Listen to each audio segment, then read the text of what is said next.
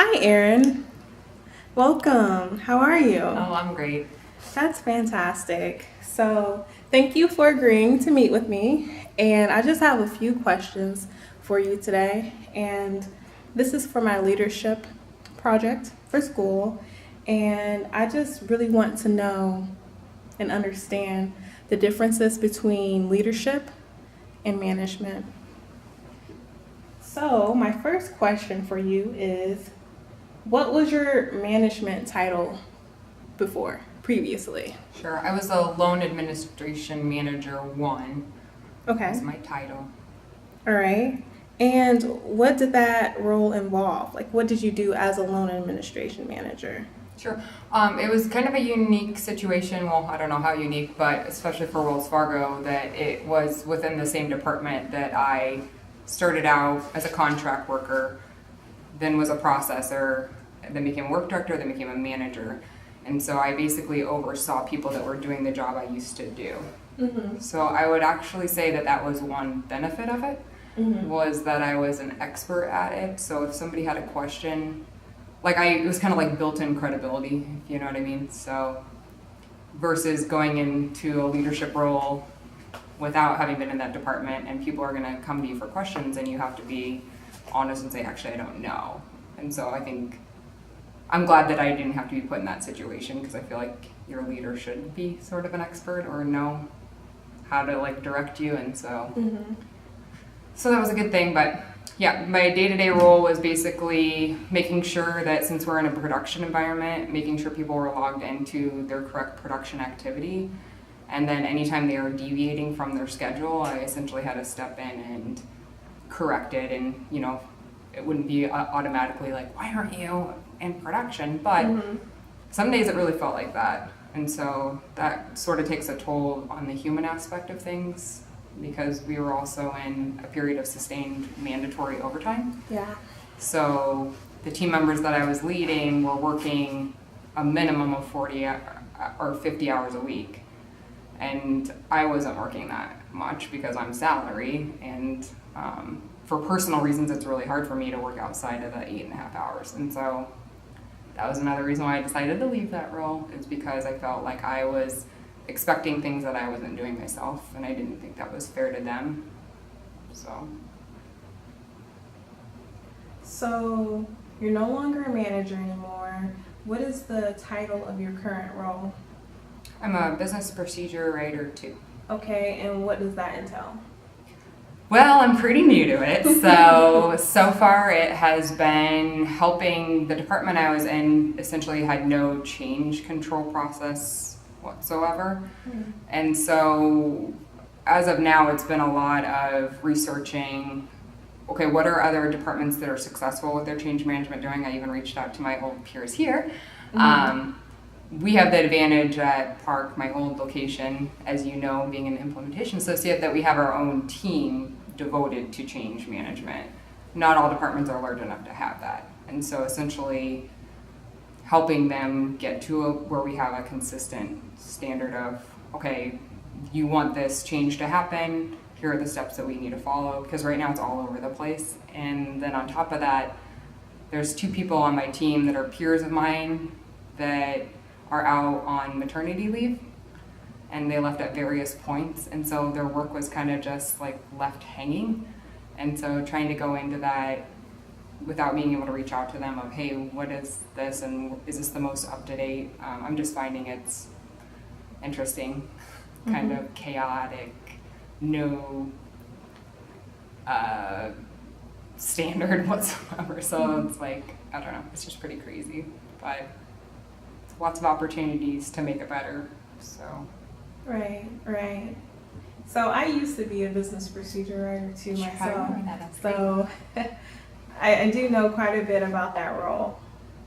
So one of my main questions for you is, why did you decide to leave your role as a manager? You did mention that you did not want your team to do things that you weren't doing yourself, that you weren't displaying yourself in Sure. regards to work hours. Yeah, I mean, that wasn't a main reason, but it did sort of make me feel guilty, I guess you could say. And maybe that's the people pleaser in me, but I just felt like if they're doing the time, then I should be doing the time. Other reasons would be my leadership style wasn't like anybody else's that I saw in my department. I constantly got told that I was like the engagement person, so like the happy clappy type person, and because not saying that my peers didn't genuinely care about the people on their team, but they were able to sort of separate a lot easier, like, okay, I'm your boss, not your friend. Whereas for me, and I wouldn't necessarily say it's your friend, it's just I felt like I would never give up on somebody, and so I always felt like there was more we could do. But in this type of environment, if a person is costing too much, you essentially just have to cut them. And that took an emotional toll on me, like knowing their background stories and their one-on-ones, telling me, okay, this is going on in my life. And I've been in periods of my life where really tough stuff is going on, and your work sometimes does slip, and having to make those tough choices of, well, at the end of the day, you're not doing your job, I'm gonna have to let you go, which for me, like, killed me. And I literally would take that home and I would be upset that, okay, just essentially, you know what I mean? And they have to learn that for themselves, and it's their own choices. I mean, given that I had personal things going on, I was still able to succeed. I know that you're able to, but at the same time, I just felt, a lot of guilt about it. So, and then also on top of that, I was really engaged. So green team is one thing that I'm very passionate about. I was also doing Toastmasters. And the exciting thing about that was a lot of people on my team became more engaged. So the green team essentially became, at the site at least, 50% of it were people from my line of business and core or correspondent. And so that told me a lot of leading by example, because so many people, and then same with Toastmasters. We just opened a new chapter at the site. It was completely non-existent. And then the only representation from my entire department downstairs was me and then 2 of my team members. And those are the times when I felt like I'm doing something right and leading by example. But I felt like none of that was recognized by my management or leaders that were, and in fact, I felt a lot of pressure sometimes of, and this is an exact quote I got at one point of, I wish you could be as passionate about your team as you are the green team, because none of the green team stuff goes on your MPP. And I kind of thought, well, that's a shame, because part of my MPP should be my own personal development, and within the green team, I'm learning a wealth of things. And so that was sort of the constant pressure of focus on your team, quit doing the happy clappy stuff. But I was the only one doing that. And so my fear was that we're gonna kill everybody's morale. They're already pretty low morale as it is with the mandatory overtime. And then I guess I would say the last straw was the community support campaign. I would get hourly, at one point it was almost hourly, reminders from our senior leadership of, hey, you have this many people that haven't signed on yet to look at the pledging and decide whether they want to or not. What are you going to do to make sure everybody signs on? We need 100%. And I just felt like that's not what the community support campaign is about at all. And it's their own choice if they want to go on the site. I'm not going to sit there and force somebody to do it, but that's what they expected me to do. And that's not the only time that I felt pressure to do something that I didn't necessarily agree with. But not like anything's immoral, not anything close to what was going on with the other Wells Fargo's with the opening accounts and all that stuff. But I mean, I maybe it was because that was going on at the same time, but I can definitely understand that pressure of, you need to do this. And it's like, well, I don't think that's necessarily right. If you want to give, like, I know what they got paid because I used to be a processor, and sometimes I was living paycheck to paycheck. I don't blame them if they don't have an extra $5 a paycheck to put into this community support campaign, but that was seen as, from my senior leadership, as a failure on my part to not have everybody giving money. And so I just felt like they were kind of disconnected from the reality of it. So, especially because you're forcing people to do mandatory overtime, and it's like, hey, so while you're working your, butt off, like, by the way, can you give that money away? So I don't know, that was sort of the last straw, and I was just like, I would definitely consider going into leadership again, but just not in that department. You mentioned that you were involved in the Green Team and Toastmasters, and those are two organizations that I'm currently involved in right now. And I can totally understand where you're coming from in regards to not having people support you in those activities that are helping in your own self-development. You're not necessarily doing those activities just for fun, but you are learning a lot from them, and they are making you a better person. So I totally understand you on that front. So do you think when you were a manager, did you have more freedom to do what you wanted to do, or do you think you had less freedom, or you were being more washed over so that you could? That's such a good question, because it's kind of hard to answer. And other people have asked me that. My peers, now that I've left and kind of gone to the other side, are like, oh, what's it like over there? And I guess I don't feel like I have any less control over what I do in my daily work. And if anything, I feel like I have more time to work on the Green Team things, because a lot of leadership, and this, again, it was a production environment. Leadership in other areas could be very different than this, but in a production environment, you are spending so much of your time doing desk work behind the scenes, like tracking what is their quality score for the month, what is it weekly, what are the trends in their errors, or production wise, all these numbers, constantly like plugging them into reports just so you can answer to senior leaders essentially. And all that kind of mix, it's like they're forgetting about the people behind it. And so, and I mean, we have really large teams. At one point I had 39 people on my team. And the expectation is to have at least one monthly one-on-one with all of your team members. And so finding, I mean, you can do the math, that's at least one a day, or you know what I mean, if you spread it out. So it was just, I constantly felt like I never had enough time in the day. I know that I don't have a problem with my time management or my prioritizing skills. It was literally, the expectation was your salary, they're working overtime, you are gonna be here more than 8.5 hours. And I just, maybe I'm stubborn, but I didn't agree with that. I'm like, well, if you're truly setting me up for success, I should be able to do everything within my expectations within that time. But that wasn't the reality of it.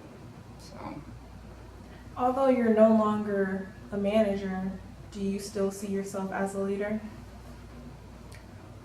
I think so. I kind of have always felt like a leader, though. Even when I was a kid, I like thrived on standing out and being different. And so I was teased a lot when I was a kid, not to make this a therapy session, but I was a really overweight kid. And so I was always like making jokes to kind of counteract before people would tease me. And so I really learned how to get to know people, I think, and I don't know, like level myself to be able to talk to people, whether they're senior leadership or wherever they are, to kind of meet them where they are and make a connection. And so I think to be a good leader, you should be able to do that and not like stand above people and be like, oh, I'm better than you or whatever it may be. So I've always felt like a leader, and like I'd always be kind of like the weird kid, and I would dress weird, but I didn't care.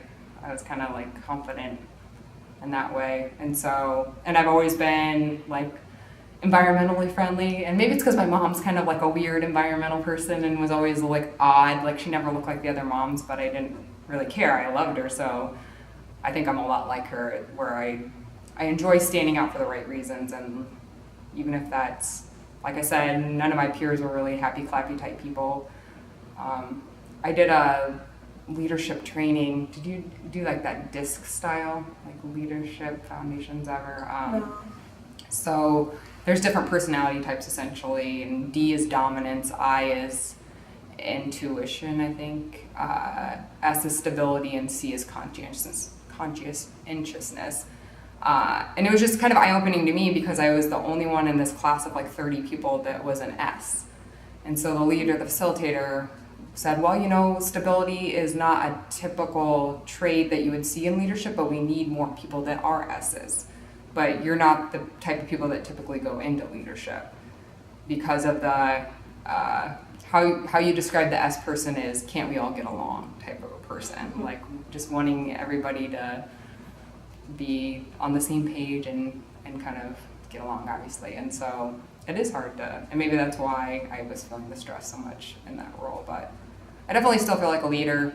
I'm hoping to, I'm continuing on with the green team stuff. I'm now, since there was a site lead already at the new building that I moved to, I'm going to be a site lead for all the site leads. And so I'm hoping that with that outlet, I can kind of still be like a formal leader.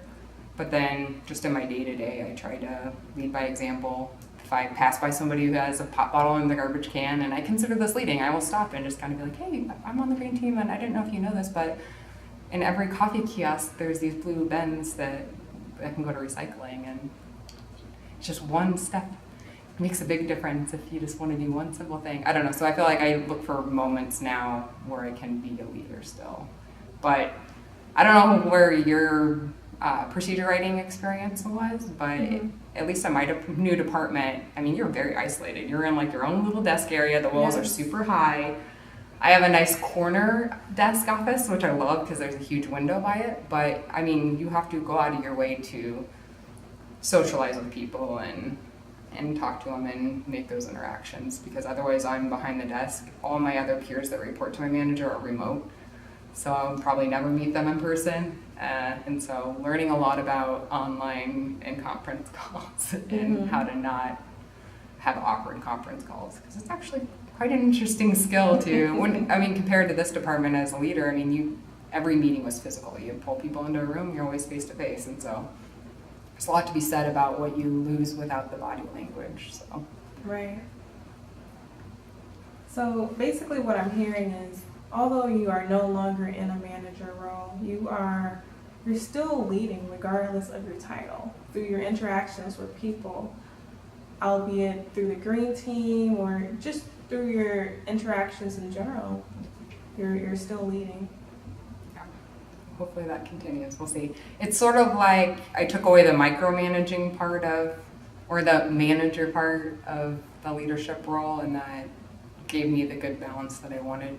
But we'll see. I've heard a lot of people who've transitioned say that they got really bored after a while. Like they're so happy at first, like, oh, I have all this time to work on my own development. And then they kind of hit a wall like, okay, this is really boring. Enough of me, kind of a thing. So we'll see how it goes. All right. Well, thank you for this interview. You bet.